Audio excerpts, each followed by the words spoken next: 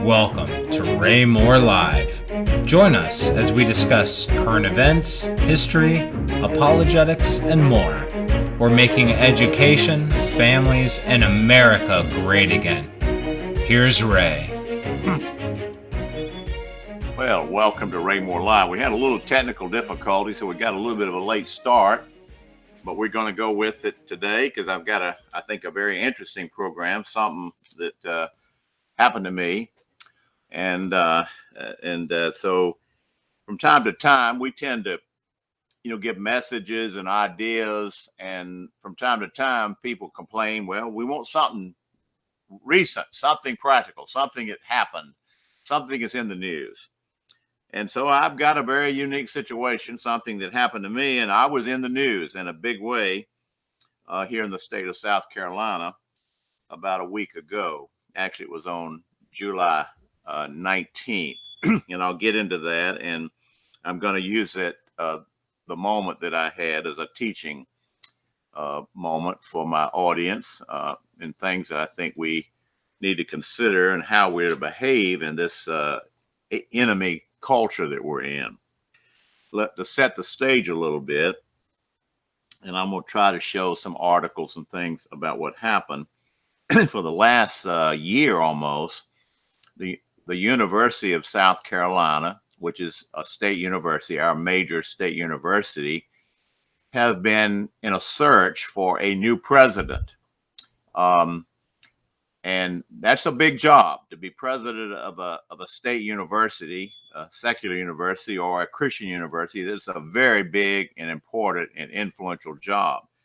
There are 50,000 university students enrolled in the University of South Carolina and its associated colleges. There are 8 campuses for the University of South Carolina in our state. The main campus is, of course, in Columbia, where I live. But there's one in Spartanburg, one in the Low Country. There are 8 around the state. They're not as big as the main campus, which I think has about 30,000 students. And it's not a conservative university per se, but a lot of conservatives and Christians do send their children there because it's our main state university. We have one law school in the state, and it's associated with the University of South Carolina. My son is a graduate of that law school some years ago. And when he went there was only one real conservative, or what we'd call a strict constitutionalist, on the faculty. And he took as many courses as he could under him. He's since passed away a few years ago, but really a noted conservative and constitutionalist who's now gone. And I don't think there's anybody like that on the faculty now. So higher education is pretty dominated by the left. Years and years ago, 100 or so years ago, they actually had a Christian president at the University of South Carolina. It was around the time after the Civil War. And but state universities have completely capitulated to the left in the last 20 or 30 years. And our university is no different. And it's a tragedy because a lot of our students are being brainwashed and indoctrinated in socialism at our university. And we're a red state. I mean, a heavy Christian population in this state. 1 person out of 4 is a Baptist in this state. And generally speaking, that's a conservative denomination. And I've talked about these things off and on over the months with you on this program, but we've got some good news about this situation, and it really shows what can be done. Well, there were 5 candidates for the presidency of the University of South Carolina, and one of them was a former superintendent at West Point, of all things, 3-star general. And he was really the favored candidate. Of the other 4, probably typical, haven't looked into their records, probably typical liberal academics, had PhDs, but none of them had been a CEO or provost or president of a college or university except this man. And he was a superintendent of West Point. And that's like being the president of West Point. They call that office a superintendent. And he was favored, and he had tremendous credentials. But the students didn't want him. It seems they didn't. And the faculty was very much up in arms against him. His name is Robert Caslen, Caslen. And let me put up an article here. He won the vote of the board, and he was elected president of the University of South Carolina. Can everybody see that? This is from the Post and Courier, the large paper down on the Low Country in Charleston. And so the good news, I'll just put that out early. The good news was he was finally elected after a protracted struggle. And this is wonderful and good news for our state, I believe. I don't know the man personally, but I knew his record. And we have friends we have a good friend that was a cadet at West Point when he was a commandant, and knew him not well as a student, but said that he was loved and respected by the cadets at West Point. And he's going to be the new president of the University of South Carolina. I think he's taking office in September. Now, I'm talking about this because I'm going to try to show a model, a template of what Christians and conservatives can do in such events as this. Normally, we don't get involved in a battle for a presidency of a state university. We kind of stay in our little bubble, our little cocoons, and we work in our little churches, and we support maybe our Christian schools if we're decent at all. Many evangelicals don't even support Christian schools, and I've complained about that to you in the past. They let their kids stay in public schools, but some of us do that, and if we have Christian universities and colleges, Bible colleges like Liberty University or Bob Jones or Columbia International University here in our city, we do get behind those, and that's good. But we don't think to be so bold as to get involved with the selection of the presidency of the University of South Carolina, which is a secular institution. But so General Caslen, Caslen, was appointed, but it was a struggle. It was a battle. And I'm going to recount it a little bit for you. He was elected by the board. The faculty had nothing to say. All they could do is render an opinion, but they were pretty much against this man because it's a very liberal faculty. And the students were marching and protesting. Now, my guess is on the campus, probably half the students didn't care, or they might have been for him. But our people don't protest. They don't speak up. They're pretty much cowardly as a group, or they think they shouldn't be involved in public policy, or they shouldn't get involved in things like this, which I'm going to contest today. Well, I was involved in it behind the scenes, and I was our governor. To his great credit, he is a board member of the University of South Carolina by virtue of his office, and he's also the ex officio chairman of the board. But historically, governors don't get involved in the election of the presidents of the university. They just generally stay out of it. But he had every legal constitutional right to be involved. And what happened in April was the board favored General Robert Caslen, that's Caslen. He was favored, and he could have been elected in April. There was a majority on the board that wanted him. I think there are 22 or 21 voting members of the board. But there was a contingency on the board, liberals, that were strongly opposed to him.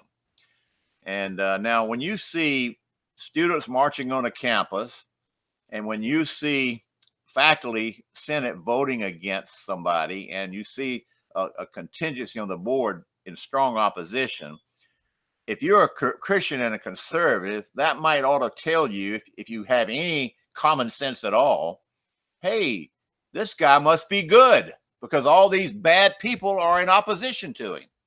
Now, it doesn't necessarily mean that that's the case. Well, it happens in this case, it was true. He was very good, unbelievably good. And they didn't want somebody like that as the president of the University of South Carolina. He did a good job when he was at West Point. And, West Point is one of our leading institutions. educational institutions. It trains our great military leaders, and many of them go into the military for a time and then leave and go into civilian life. Our current Secretary of State, Mike Pompeo, is a West Point graduate and happened to have been a classmate of General Castleton. They were there at the same time.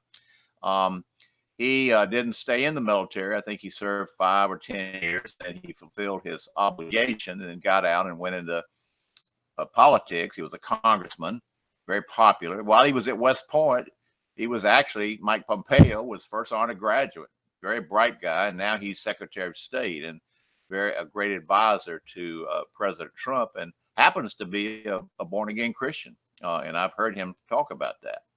So these are the kind of leaders that West Point has produced. Past superintendents at West Point have been such notable American leaders as Robert E. Lee, General Douglas MacArthur, General Andrew Goodpaster. Might not be familiar with him, but he was Chief of Staff of the Army and NATO commander. So some of our top leaders have been superintendents at West Point. And I think General Castleton is not an exception. He's part of the norm. So it was a big battle. In April of this year, they could have elected him, but there was such violent opposition on the board that the board sort of backed away and they reopened the search. They wanted him. He had a bare majority at that time, but they just weren't of a mind to force it on the others. Normally, there's an effort to get consensus sometimes in these things. They kind of come up with the best candidate and try to get everybody to agree. But when you get a conservative like General Castleton appears to be, you're never going to get consensus.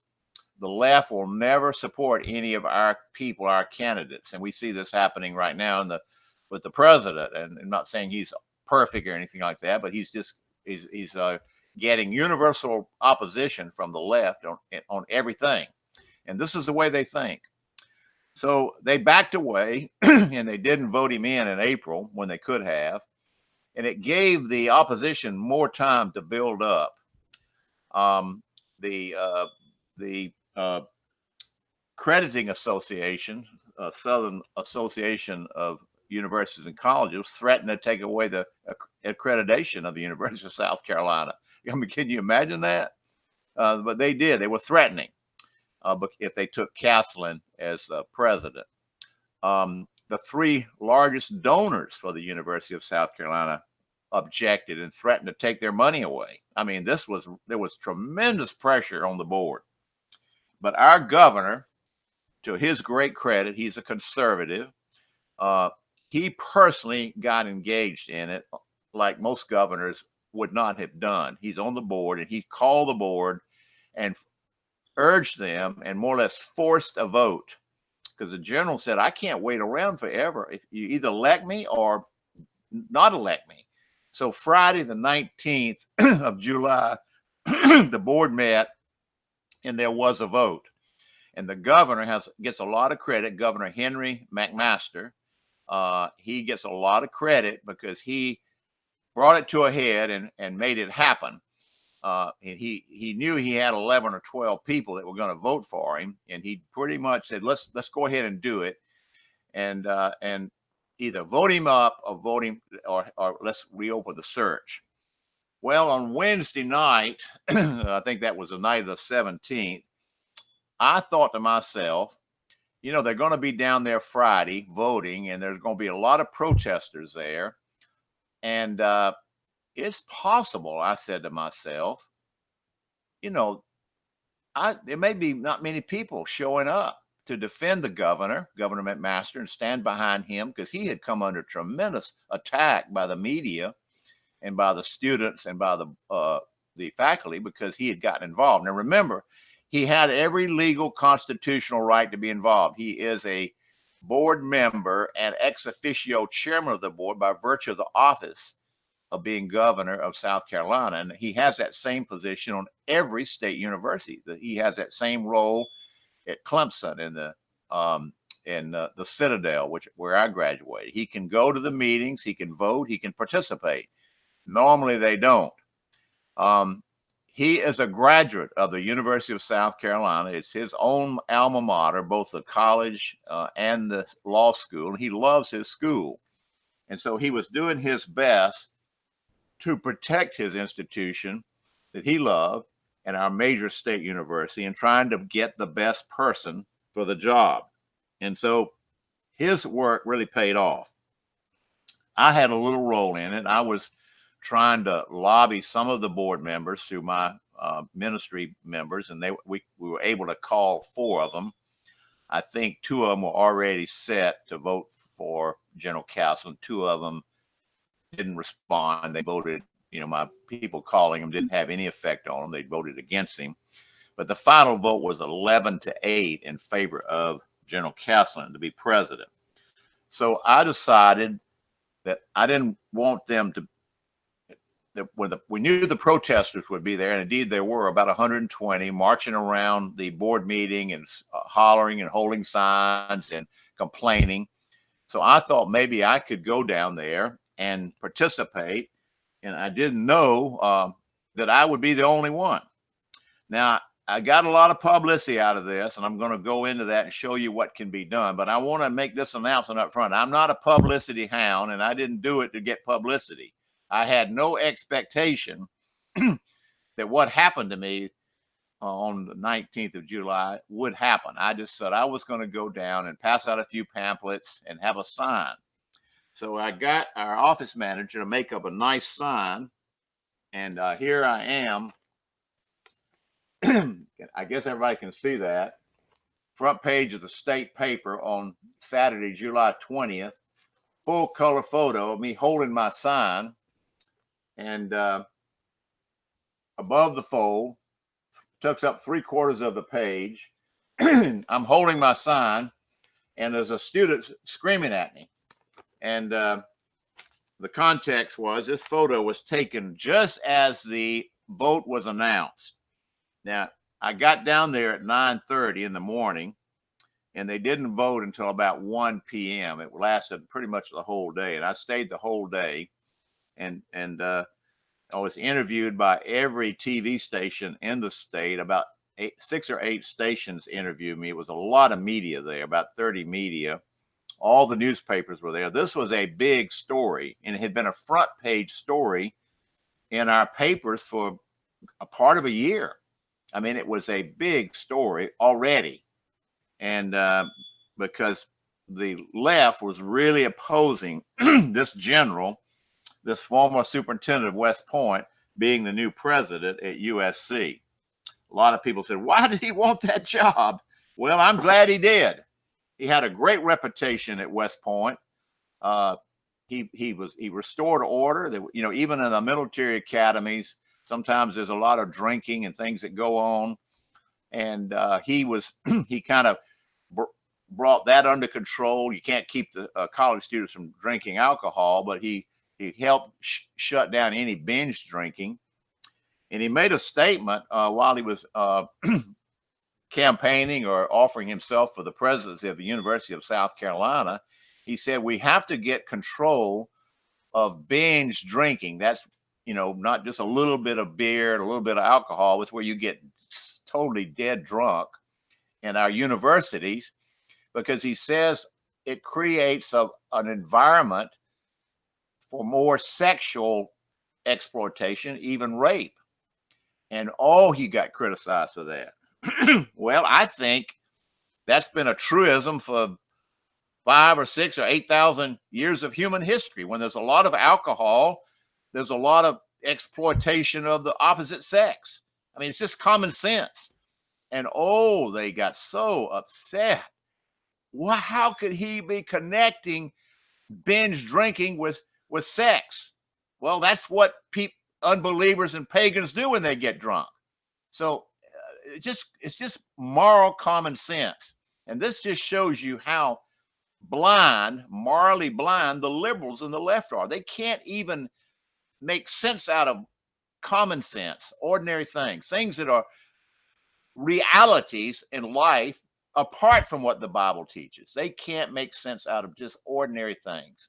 I mean, look at the gender confusion we're in today. Is there anything more basic in the human race. Let's leave the Bible out of it, even though we know in Genesis 1:27 it says God, male and female, he made them. God created male and female. That was in the beginning.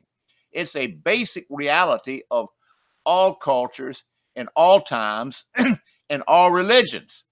But now in America, that was founded on Christian principles, we have multiple genders. And you don't know if you're a man or a woman, a boy or girl. Even if you're born a boy, you might be a girl. And if you're born a girl, you might be a boy. Yes, this is what the liberals are teaching. The left is teaching this. I mean, it's just incredible.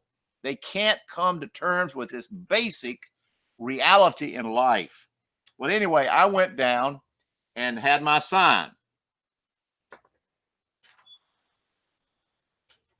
Okay, I'm gonna show you my sign. So, and my office manager is an artistic person, and I didn't have to go very far to get a good sign made. And so here's the sign I took. I had my sign, and it says "Restore Order." Elect Robert Caslen, Lieutenant General retired, President of the University of South Carolina. Thank you, Governor McMaster. And I was the only one down there representing our side. We have 4 million people in South Carolina. We are a red state. Our governor was elected pretty strongly and 2 years ago. I think he got 55% of the vote statewide. He's very popular with the Republicans, but there weren't any Republicans down there, and there weren't any Christians down there. There weren't any conservatives down there. You'd think with something that was on the front page of the paper, it wasn't like it was done in a corner. Nobody knew about it. If you read the paper or listen to the TV or radio for the last year, it's been on the news. And I even had people, well, Ray, I didn't know what to think about it because there was all these protests. The faculty was, I said, look, are you stupid? Don't you think the faculty at the University of South Carolina, if they're protesting somebody, he must be good? They're liberals. They're leftists. Many of them are communists. The students are protesting. Well, why would they protest a good person? Get smart, Christian. And we got some pretty dumb Christians in this state. But then there had to be hundreds of thousands of our people that knew what was going on and agree with the governor. He was under attack. And he's very popular with Republicans, but none of them were there to defend him. And I went down there on Wednesday night. I said to myself, there might not be anybody down there to defend the governor, but I didn't really think it would be that way. I thought there'd be a dozen like me at least down there, but I was the only one. Pretty amazing. Now, I want to make it very clear, I was not there for the publicity. I was just there to show the flag. But since I was the only one standing up for the governor and standing up for the general, the media just interviewed me. It was it was a feeding frenzy by the secular media to talk to me about why I was there and what I was doing. And it was a great moment. The state paper publicized it. It was in other papers, particularly on the TV network. And, I would say a 250,000 or 500,000 people knew that Ray Moore, the chaplain, the retired Army chaplain, was down at the board meeting. Jared, can you put up the article, the TV program from ABC News? We'll show that one. I sent it to you this morning. Yeah, ABC News. Okay, run that. This is just one of the TV interviews. I did probably a half a dozen. After the vote was made to name General Caslen president, protesters did not hold back as they made their feelings known just outside of that boardroom. Yeah, they were not happy. ABC Columbia's Maria Szatkowski continues our team coverage with reaction to that Caslen vote. General Robert Caslen was voted in as president Friday afternoon, much to the disappointment of some students and faculty. I don't think any of us expected that they would go this low. But one thing we heard in that room is We literally heard board members say that, yes, we know that everybody is against this, but we're going to do it anyway. The board's vote to approve Caslin as the next president for the University of South Carolina was met with disapproval outside of the boardroom, with many people showing emotion, some shedding tears, and many chanting. I'm not even going to buy my tickets this year. I'm so upset. I'm upset that my granddaughter's going to be going to the honors college. I'm upset that my son graduated, that I did honors graduate courses here. Shame on them. While most in attendance protested the board's decision, there was at least one Caslin supporter. I think the other side has got flimsy arguments, and it is political. Yeah, I mean, these people are silly. They're silly protests, and I hope they get over it. Students and faculty say that although they are upset by the decision, their work isn't done. Most of these board members are up for re-election next year. So that means that we are taken with the task of finding true leaders in our communities who can represent this university, this flagship institution, to the best of their abilities to make sure that what happened today never happens again. Reporting from the USC Alumni Center, Maria Shatkowski, ABC Columbia News. Well, that was the article of the ABC News in Columbia Channel 19, but I was on NBC, CBS. I was on the large TV station in Greenville, Spartanburg. I didn't see that, but people call me from Spartanburg, Greenville, thanking me. And I was in the Low Country, and I think Beaufort and Charleston. So, my little stand got all over the state, and again, I was the only one. I guess if there'd been a half a dozen people like me there, I wouldn't have been an oddity. But I did show up. And what's also beautiful in the article, this article here, this is our major paper, the state paper, front page, above the fold, full color. And the picture you see is the leader of the protest. She started screaming at me after this was when the vote took place. They waited. I was interviewed by the TV and the state paper several times, but they interviewed me right after the vote because that's when the students started shouting and shame. You heard that protest. And prior to that, they were just milling around and kind of waiting. And so they were really upset with me. Now, we'll say this is not like an Antifa group. They get violent. If you've seen pictures on Fox and other places where conservatives or Christians have gone out to hold signs up and they get beat up and they throw milkshakes on them and water and do different things to harm them. But these students were tame compared to that. They were very upset and they were screaming, but they didn't physically assault me. And I don't. There was a lot of police around, so I don't think they would have been able to get away with it had they tried. But as soon as the vote was cast, and it was about 1 o'clock or 1:30 on Friday afternoon, I was standing there in the middle of them, and so they were just really upset. So a lot of them started hollering at me. I didn't vote, I didn't cause it, but I was standing up, and they had to take their anger out on somebody. But so I tried to talk to this young girl a couple of times, but she was crying, and she didn't really want to have a conversation. She just wanted to vent a little bit. So I realized that there was no point in trying to have a rational conversation with her. So I just kind of turned away and held my sign. And that's when the state paper photographer caught that moment. So this went all over the state. The paper probably has 250,000 subscribers online and in print. It's the largest paper in the state. So it was a kind of a nice moment. And I do take stands and I try to represent conservative and Christian values. So it was a nice touch, and, since I was the only one. But I want to make it clear, I didn't go down there to get publicity. I'm as shocked as anybody else that it happened. But they quoted me in 5 paragraphs in the paper. There were 2 articles in the state paper. One was entitled Protest, and then the other one was about the general. And I got quoted twice, 3 paragraphs in 2 articles. But this is what the paper said. There was one lone counter protester.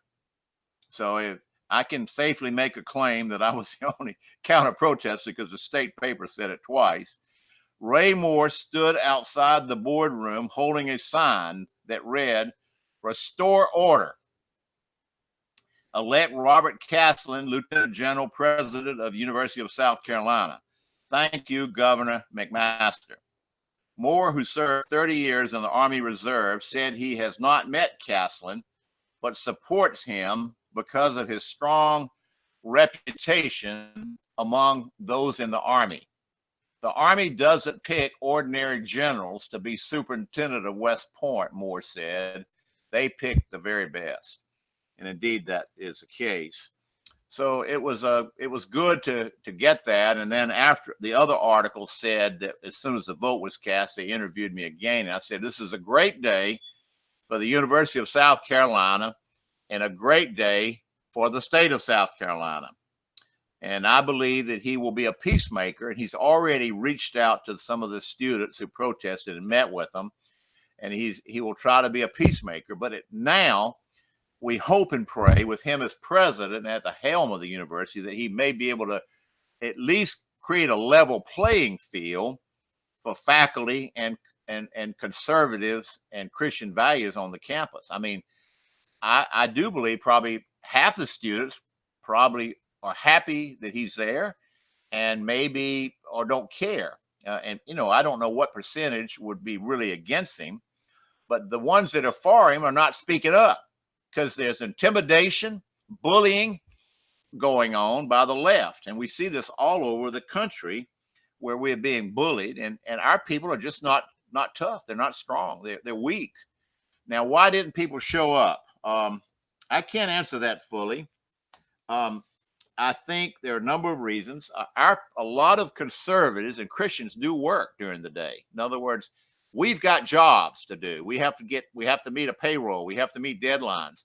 A lot of the protesters are on welfare. They're not working. They're just freeloaders.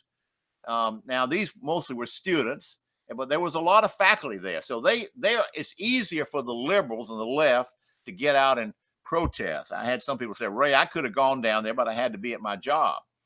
But we do have a lot of retired people. I'm retired, even though I have a ministry. And we have a lot of retired people who could come.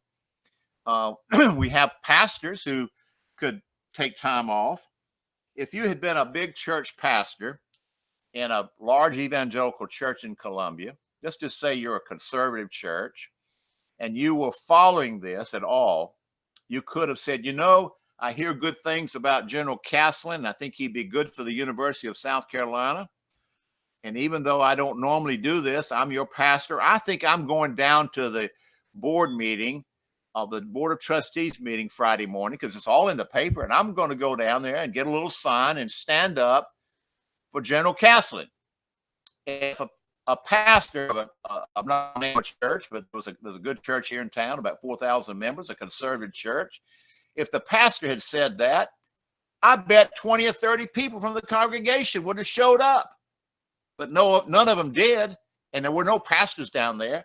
I've told you before, and it grieves me to say this, but we have a weak, anemic clergy. And I'm talking about the conservatives. We'd be better off if 25% of our conservative pastors would get out of the ministry and go sell cars or real estate or insurance, because they're not fighters. They're not warriors. And you say, well, what would happen to the church if the pastor resigned? And I'm talking about born-again, evangelical, conservative pastors. Well, some layman in the church who's been saved, who's got a backbone, would stand up and testify. He might be a Bible school graduate. He would have to fill in. And this is the way it happened. It's happened through church history. People don't know this. When the Wesley Whitefield revival took place in England in 1740s up to the end of that century, I read a book. It said that the clergy fled away from the revival. Here was one of the most important religious events taking place in England, with Whitefield and Wesley preaching in the open air and thousands of people being converted to Christ. And the clergy, as a group, didn't support it. Now, there was many notable exceptions, and we have that in our Exodus mandate movements. Some of my best supporters are pastors, and some of our strongest opposition comes from evangelical pastors. Very strange, very strange. But there weren't any of them down there on Friday except little old E. Ray Moore. And I tell you, it embarrasses me to have to tell you that, but this is another indication of how weak our people are, the pastors. And it wasn't like they didn't know. I mean, if they can read, and most pastors can read, they watch TV. It's a big news story, but none of them could figure it out. Or if they had figured it out, they didn't come. Now, if they didn't know anything about the general, they know the governor, and he was all in on this. He laid himself out on this, and they said, well, you know, I don't know much about this guy, but Governor McMaster is backing him very strongly. I better go down to that meeting and stand outside that board meeting room and make my presence felt. But no, nobody did. And it's embarrassing. And we are a red state. And this is typical all across the land, that our people don't fight. They don't stand up. All right, let's see. I'm going to put a couple more articles up. This is the one on the faculty protesting against the new general.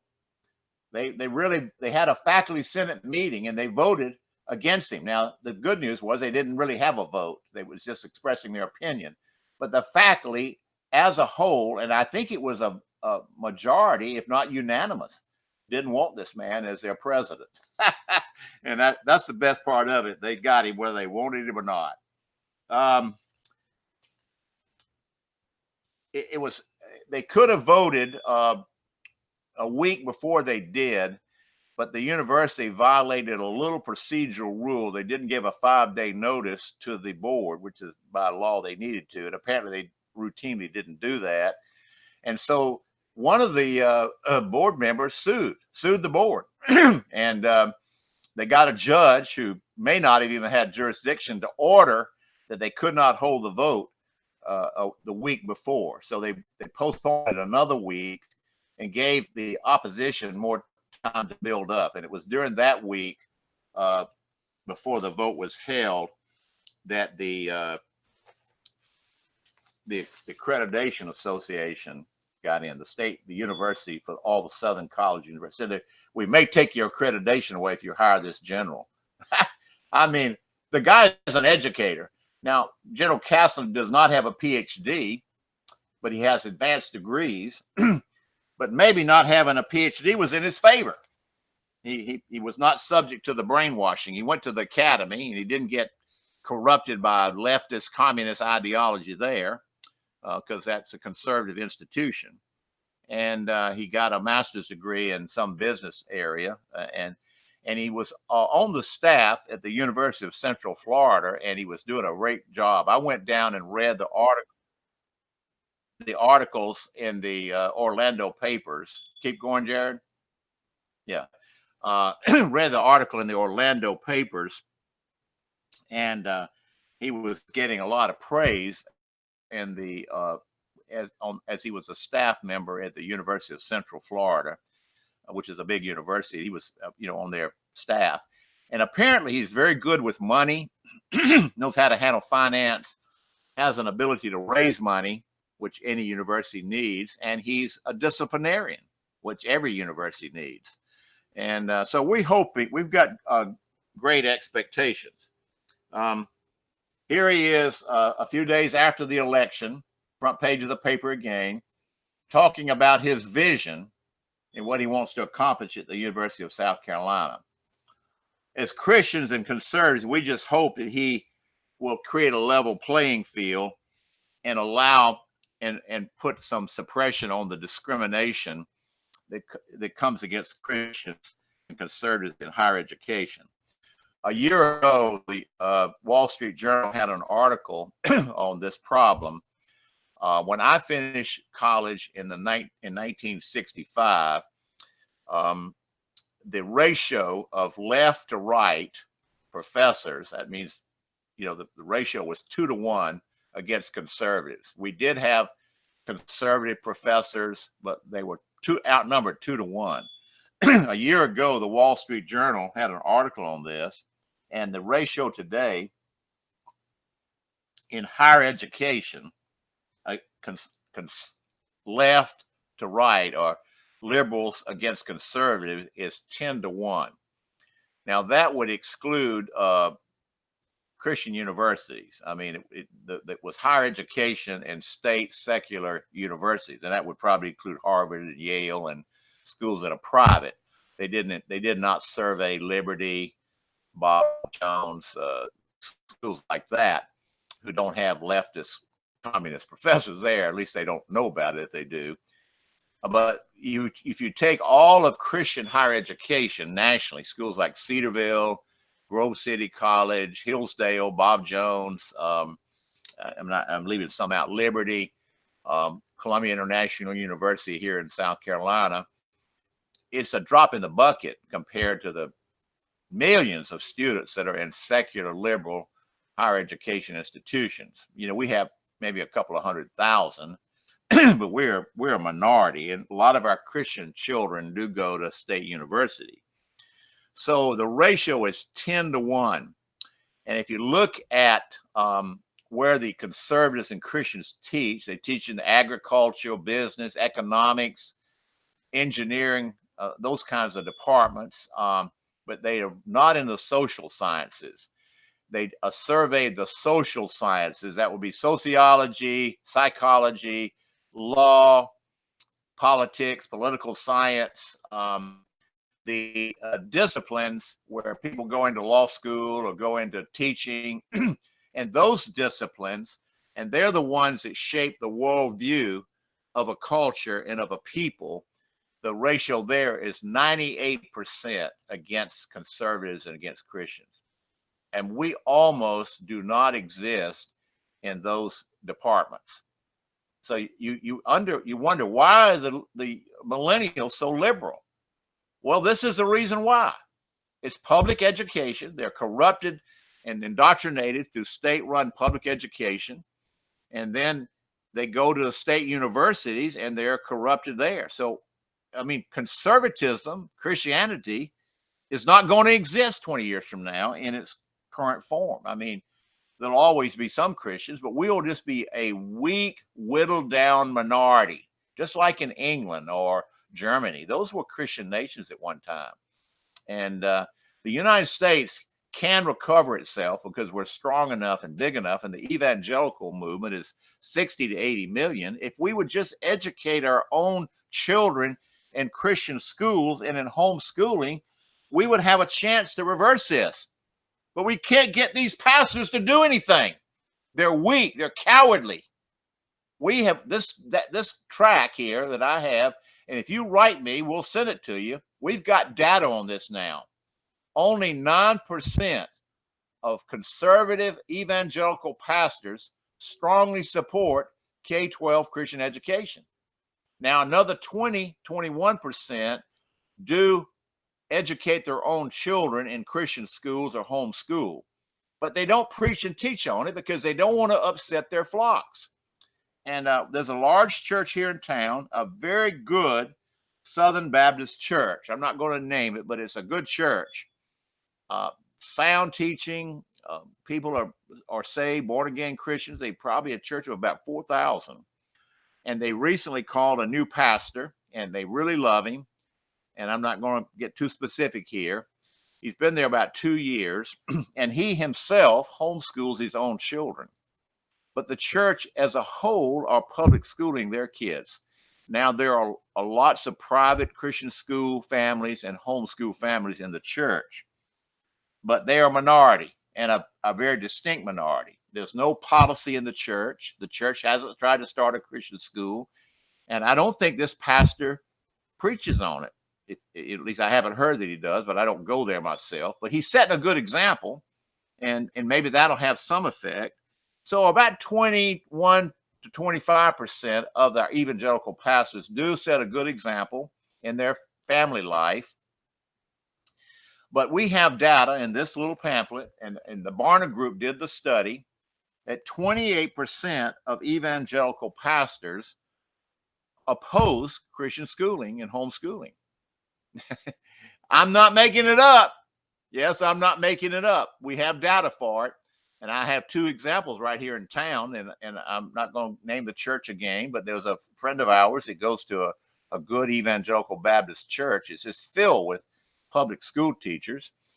And she herself is a principal of a private Christian school.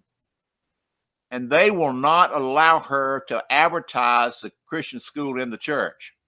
Now, you'd think they would give her equal time, but they won't do it because they're afraid of offending these public school teachers and public school families in the church. And this is a gospel-centered church. I came across another church recently in Lexington County. I'm not going to name it, but it is supposed to be an evangelical church, and I think it is. And they have about 2,000 members, all ages. And we have a young couple friend that go there, and she's a homeschooler. And there's one other homeschool family in the church. And she's had actual hostility, not violence, but just criticism of, who do you think you are homeschooling your kids? They should be in the public school to be salt and light. And the pastor actually preaches that from the pulpit. He preaches that from the pulpit, to send the children into the public school to be salt and light. We know that 80% of evangelical children who are public school leave the church and abandon the Christian faith. This is insanity. There's no basis for it in Scripture. And if you're just a pure pragmatist and look at the research, you're losing your children. And now he hasn't kicked this couple out of the church, but she's afraid to speak up in this church. This is a kind of difficulty we're in. Okay, I want to get to a few practical things here. I want to say that it's important for Christians and conservatives to engage the culture outside the four walls of their church or outside the four walls of their home. And so there's some things you can do. Now, our state, the people really have no excuse for their neglect. Now, I did find out, and I'm happy to report this, that a number of my friends were writing the board, and apparently there was a letter writing campaign writing the board to try to reinforce their need to select General Castlen, and that probably helped a lot because the board was really harassed. There was a lot of pressure against them. They were threatening to take away the money from the university. They were threatening to take away the accreditation, but 11 bold, brave board members stood up and voted for this general. Now, it was not, he was highly qualified, and they knew he did, but 8 of them voted against him. It was 11-8. And if you're in South Carolina and you know any of these 11 board members, it's important for you to write them and commend them for what they've done. So I want to say, even though I was the only one to show up that day, there were lots of people writing and calling and doing that. And that is worth something, that we weren't totally inactive as Christians. But it's important to protest politely, not in a violent way. And I was a counter protester.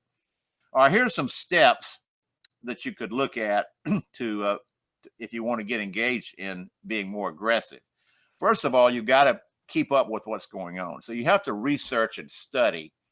And you have to be very confident that when you stand up for something in a public way, that you've done your homework and your research, that you're on good ground. You don't want to stand up for an idea and it'd be a bad idea. You should pray for officials and people in authority. You know, the scripture in 1 Timothy 2 says, pray for kings and princes and all those in authority. So a lot of our prayer should be for our governors and our presidents and people who lead institutions. And a president of a university and a flagship university in a state is a big deal. This is a big thing. And our governor, I told him personally, I said, this might end up being one of the 2 or 3 most important things you've ever done while you're in office. It's too early to tell that, but he did a good thing. And he deserves to get calls and letters thanking him because he got a lot of criticism for it. Pray for those in authority, 1 Timothy 2. Engage in public. It's important to show up with a sign. And there are people that do this. They go out and preach in public.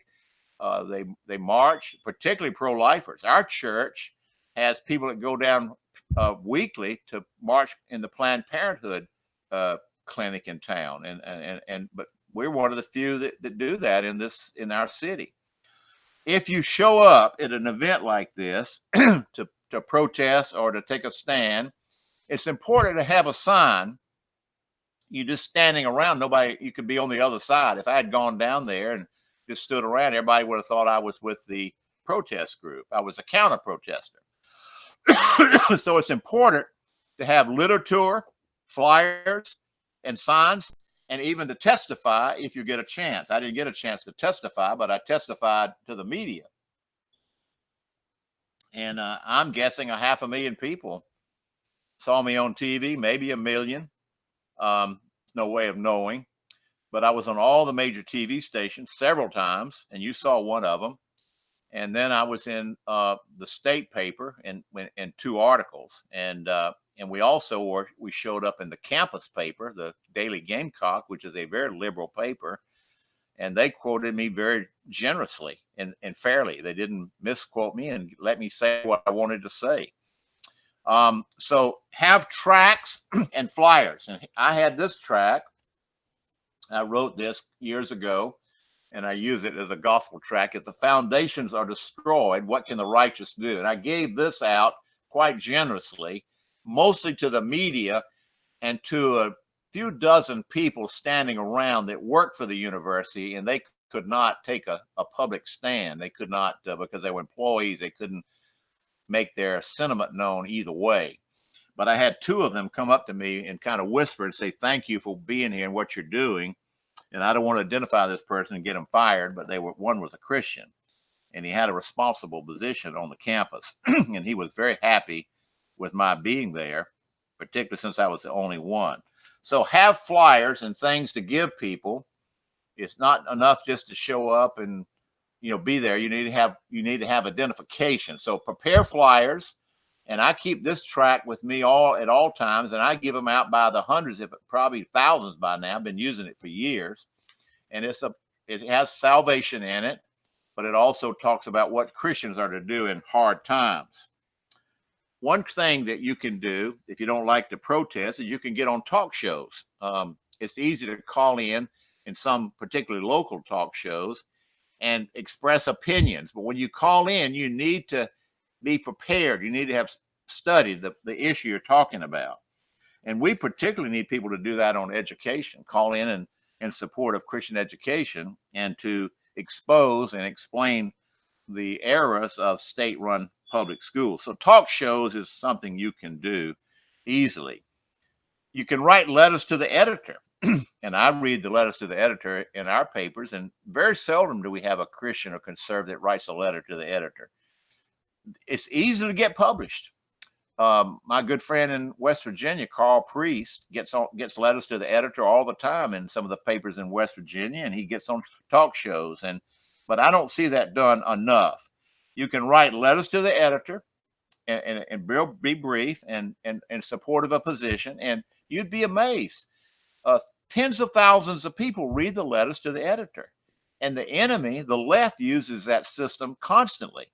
And if you read our paper and say letters to the editor for every 5 or 10 written by the liberal, you might have 1 by a Christian or conservative. I don't know why we don't do it. It may be we're just lazy. We're lazy as a group, Christians and conservatives, and we're fearful as a group. We're not brave, bold people as a group. And you better wake up, Christian, because they're taking your rights away, and you better learn to fight back. And another thing you can do in some papers, you can do op-eds, opinion editorials. And that's very easy to get published, particularly in small town papers, but you have to work at that a little bit harder. There's a lot of weeklies that are out there in small towns, and they're desperate for articles. And you could write an op-ed and get it published in many of your weeklies. This is not rocket science. You just got to have a will to do it. You got to have moral courage. You've got to realize that you're in a fight for your survival. Our civilization is hanging by a thread, and the enemy is engaged. I have to tell you honestly, even though I don't agree with the left, and I don't agree with those liberals protesting on July 19th down there, I have more respect for them than I do for us as a group. They at least fight for what they believe, even though they're wrong. And they stand up for what they believe. But as a group, our people are not brave. And why? What's the reason for it? Well, Luke 6:40 tells us, it says, a pupil, after he has been fully trained, will be like his teacher. Put that up, Luke 6:40. It's a key verse. A disciple, after he is fully trained, will be like his teacher. Who are our teachers? Our preachers. They are the most cowardly group of all. So you got 4,000 people in a church, pastor, and you're a coward. You know, you're not going to stand up and say, hey, I'm a coward. Nobody will admit that. It's embarrassing. Well, you got 4,000 cowards sitting in the pew then. They're going to be like you. And it's important to note that a pupil, after he's been fully trained, will be like his teacher. So we need to have bold, brave men and women in leadership. We need to elect people, elders and deacons and pastors of our churches who will fight. And I'm spending a lot of my time on this now because we need to get rid of about 25% of them. We'd be better off without 25%. I had to tell you what happened during the Wesley Whitefield Reformation in England. They couldn't get support of the clergy. So they had these coal miners and workers and dock workers, and they had been soundly converted. And they studied the Bible, and these were probably in many cases not educated men, but they had powerful testimonies. And so they would get out and speak and teach, even though they weren't ordained ministers, and hundreds of people would be converted just through these ordinary laymen who had been filled with the Holy Spirit. They believed the Bible, they would study their Bible, and they would act on the Bible, and they used the Bible, and they had a testimony of conversion. So Wesley said, look, I got to do something. I got to have help. I'm not getting help from the pastors. And so he created a category, and he called these people exhorters or awakeners. And they were not educated, but they were effective. They were really effective. And I think something like that could happen in our churches. If we could get 25% of these weak, sniveling, cowardly pastors to leave the pulpit and go sell cars or insurance or real estate or something else, teach at a public school, which is where some of them want to be anyway, and a layman would stand up, an elder would stand up, and he would start preaching in the church. That was how Spurgeon was converted. People don't know that story. He was looking for a salvation, and as a young man showed up in a church one day, and it was a snowstorm, and the pastor was not there, and a layman got up and testified and preached. Probably never preached a sermon before or since, but he preached the gospel, and Charles Spurgeon got converted, and he became one of the greatest preachers in the history of the world. So you can do a lot as a layman. Okay, let's stop here. We do have about 5 minutes and get a little discussion going. Yeah, Ray, in regards to what you said about having respect for the left, there's this one guy. When I went to war, I said the same thing. You know, when I went to war overseas, I have a huge amount of respect for the Muslim community. You know, in the same regard, like. And I used to say the same thing because they fight for what they believe in. They go and commit suicide for what they believe in. Yeah, we don't want to go to that extent, but yeah, you're right. They fight for what they believe. It's just terribly wrong.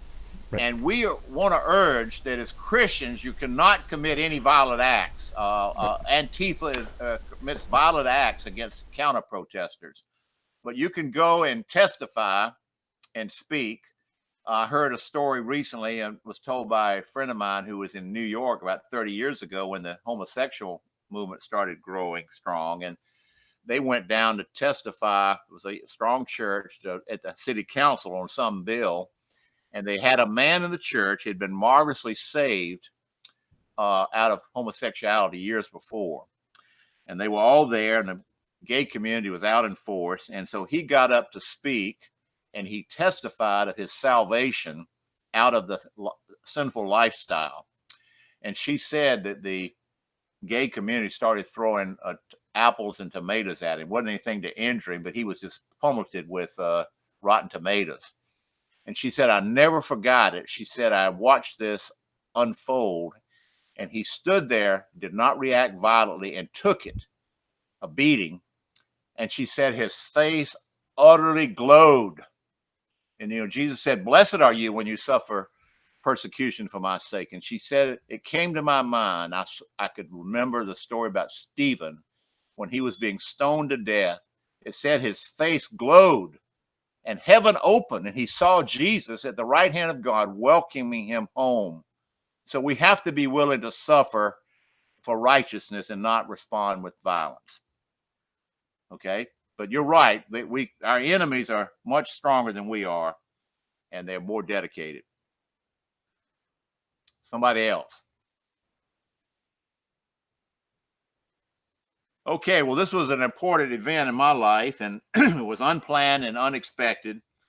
And I'm praying the Lord will use it to build up our Exodus Mandate movement, because I did take a stand, and a lot of people have contacted me and thanked me for what I did, including our governor.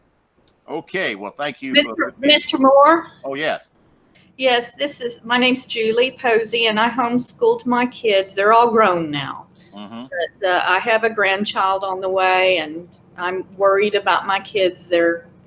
I was saying earlier to Jared that they're not following the Lord anymore, except for my daughter, Laura. She just recently, she called me and was crying out to me and saying that she needed God in her life and she needed forgiveness, and she wanted me to pray over her. And so she's back. Okay. But I'm praying for my other 3 kids, and they're grown. Like I said, one's expecting a grandchild. Now I'm worried about the grandchild on the way and what's going on in this world today. And I just pray to God every day. I've been crying for my family, crying out to the Lord for 4 years, okay. Maybe more. Maybe more than that. I just am so, I don't know. I just wanted to ask you, is there some place online that I can get your tracks? Because I would like to have some of those tracks, because I want to do what I can. I'm not very brave myself. I've had trouble with that all my life. I've been an introvert, but I did try to homeschool my kids as a single parent. It was very hard. Yeah, we do have a lot of materials, and we can pray for you too. But remember, they're never outside of your prayers. And children backslide. I was raised in a Christian home, and at 17, I kind of backslid. The Lord kept me from doing a lot of bad things. But for 2 years, I was kind of wandering. I went off to college. But at 19, I recommitted my life to Christ, and I've been following him pretty closely since then. So, there's no perfect family. We're fallen creatures. So Christian children can fall away and backslide. But it says in Proverbs 22:6, train up a child in the way he should go, and when he's old, he will not depart from it. So many of them come back. Sometimes you have to wait a long time, but you should keep praying for them and keep testifying. Yes, I'll never give up on that. Now you can contact our office at Exodus Mandate at gmail.com, or you can call at 803-714-1744 and ask for materials. You need to kind of know what kind of materials you want, though, when you call. What was that phone number again? 803 714 1744. Okay. And we'd like to get you on our mailing list, so let the office know your address and everything. Okay, I appreciate that. That one tract that you showed at the end there about. Yes. Yeah. What was the name of that one? If the foundations are destroyed. Yes, exactly. But we've got a lot more, but you need to kind of, I don't quite know what you need. We've got lots of literature, lots of books. Yeah. And so you need to discuss it with the office. All right, let's close in a prayer. Father God, we thank you for your love and mercy. We thank you for helping us take a stand from time to time. and to be bold and be brave. And we thank you that you do use us when we do that. And even though we, in my case, didn't expect this to happen. And thank you that it worked out for our University of South Carolina. We have an honorable man, a conservative man, we believe, as a new president. We pray, Lord, that he would create a level playing field and minimize the persecution and the bad ideas that are on that campus now. We know it's predominantly in the control of the left. And we pray that he would do what he can to reverse that. And we pray you'd bless him. And now, God, we pray for Miss Posey and her situation, and pray for you would help her win her children back. You know, she trained them up in the Lord, and that has not left them completely. They may be in some rebellion now, but Lord, they can return. We know that any given day, if we're not walking with you and walking in the Spirit and consulting Scripture and looking to Jesus, the author and finisher of our faith, we could drift. And we'll ask you to help us and help this program to get out far and wide. In Jesus' name, amen. This is my story, and I'm sticking with it.